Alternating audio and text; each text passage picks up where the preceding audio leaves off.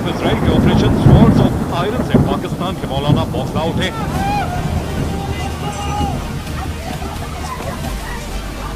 Gaza में Hamas के ठिकानों पर जितना बारूद गिर रहा है, उससे ज्यादा बारूद पाकिस्तान के कट्टरपंथी मौलानाओं की जुबान से बरस रहा है।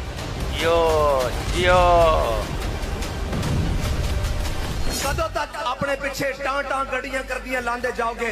कदों तक इन्हां जवानां नूं अपने बटमैन रखोगे? कदों तक जाती गनमैन ते जाती जनाब घर दे माली ते कदों तक बनाओगे यार? आखिर एक दिन तो भी सोचते हैं क्यों असी कादे वास्ते भर्ती होए सी? साडा G3 इतिहाद कादे वास्ते रखाया सी? सानू इतनी ट्रेनिंगां कादे वास्ते दित्तियां सन? कश्मीर भी लुट गया, तुहाडे जो सिर होते जनाब जो कान होते नहीं रहेंगी। आज गजा दे बच्चे और जनाब कायनात की बड़ी दहशतगर्दी।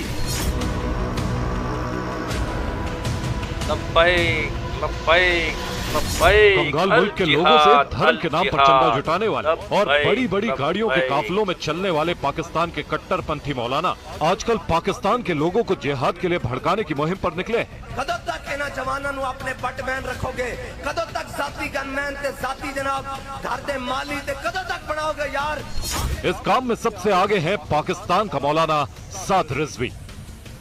माशाल्लाह माशाल्लाह, जियो जियो। इस्लामी ममालिक इन्हां दे जनाब सुदूर, इन्हां दे वज़राए आज़म, इन्हां दे सिपा सलारां दे नां लैंदे नहीं थकदे ते ओह किधर गए 57 इस्लामी मुल्क? ओह किधर गए 57 इस्लामी मुर्दे? अल जिहाद लब्बैक लब्बैक।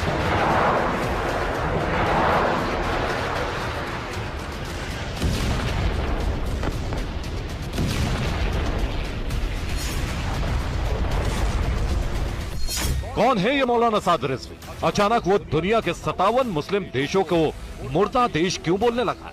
हजारों की भीड़ के आगे खड़े होकर पाकिस्तान के भूख से बिलखते लोगों को जिहाद के नाम पर मर जाने के लिए क्यों उकसाने लगा? तू मोहम्मद अरबी दी दीन की गल करदा, इस जमाने जिहाद की गल करदा। ओए जे तुसा नहीं करना तो फिर मुल्क दे बजट कहीं तो खांदे हो, फिर ए वर्दियां ते फुल कादे वास्ते लाए ने? ए ला के सानू पवा दियो, देखना जे शाम तक इसराइल ते टुकड़े ना हो गए तो फिर कल अरे मोहतरम के हुक्म पे हम लब्बैक कहेंगे, लब्बैक।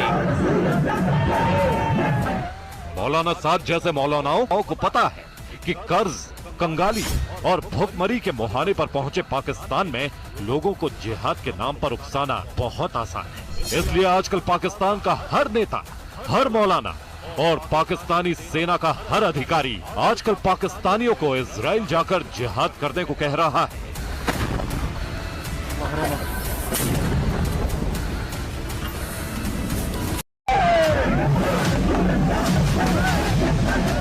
मौलाना साद जैसे पाकिस्तान के कट्टरपंथी मौलानाओं ने इजराइल के खिलाफ जिहाद करने का ख्वाब पाकिस्तान के हर इंसान के जहन में इस तरह बैठा दिया है कि वो अब खुली आंखों से पूरी दुनिया से जजिया टैक्स वसूलने के सपने देखने लगे।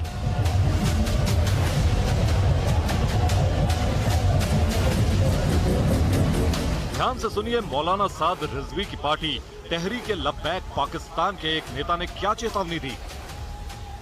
की हुकूमत आएगी तो फिर पाकिस्तान से अमेरिका को खत लिखा जाएगा कि कलमा पढ़ो या जिजिया दो। इस दुनिया के अंदर जितने भी आप समझते हैं गैर मुस्लिम हैं, उन सबको मुसलमान या इस्लाम कबूल करना पड़ेगा। या इस्लाम कबूल करें, अगर वो गैर मुस्लिम रहना चाहते हैं तो रहें, तो जिजिया दे के वो रह सकते हैं। अमेरिका से भी हम जिजिया लेंगे। अमेरिका से, इंडिया से, इसराइल से, बरतानिया से, फ्रांस से, ये जितने गुंडे बने हुए हैं ये हमें जिजिया दे के टैक्स दे के जिंदा रहेंगे। ऐसे ख्वाब तो कोई दिन में अफीम का नशा करने के बाद ही देख सकता है। मौलाना साद जैसे कट्टरपंथी मौलाना आजकल जिहाद के नाम पर अफीम ही चाट रहे हैं। साद रिजवी ने इजराइल को धमकी दी और एटम बम से इजराइल पर हमले करने के लिए सरकार को फरमान दे दिया है। ये वही साद रिजवी है जो कई बार एक हाथ में एटम बम और दूसरे हाथ में कुरान रखने की बात कह चुका है। कुरान को दाएं हाथ में उठाओ और एटम बम वाले बक्से को बाएं हाथ में उठाओ और पूरी काबीना भर के स्वीडन ले जाओ और जाकर कहो कि हम कुरान के तहफ़्फ़ुज़ के लिए आए हैं। सारी कायनात की नेमतें।